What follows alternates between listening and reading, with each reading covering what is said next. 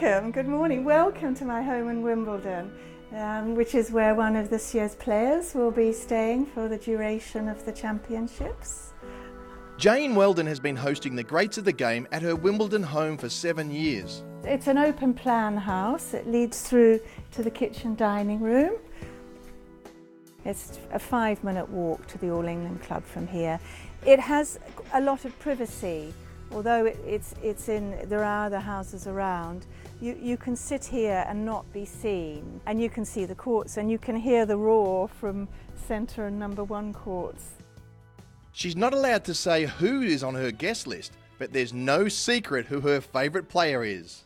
Well, there was one year when Rafa Nadal was thinking about renting it, and I thought that would be very exciting to be able to say that Rafa Nadal had been in my bed, but he rented somewhere else, he didn't come.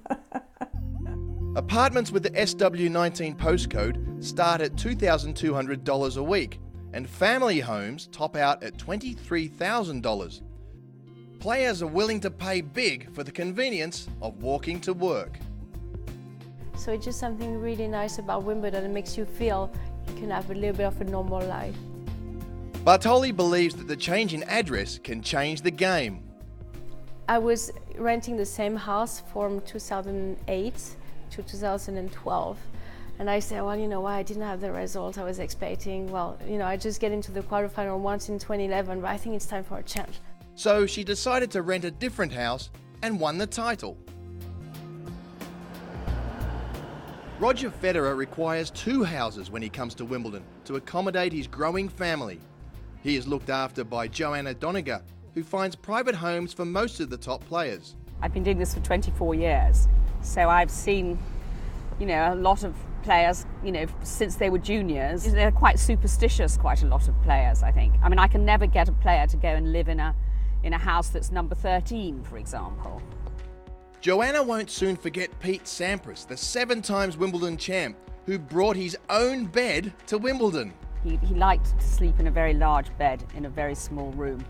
So we used to have to take all the windows out of the house and have the bed winched in through the windows. It was, it was a bit of a problem, really.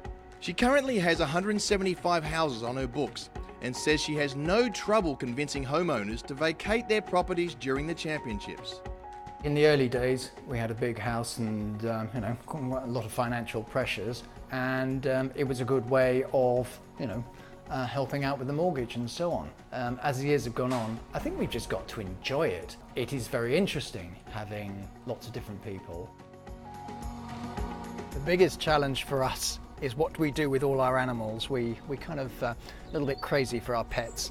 We move the whole zoo out to a combination of friends, kennels, neighbours, whatever. Wimbledon business owners know the value of privacy. If they can keep their clients happy, they'll be returning for years to come.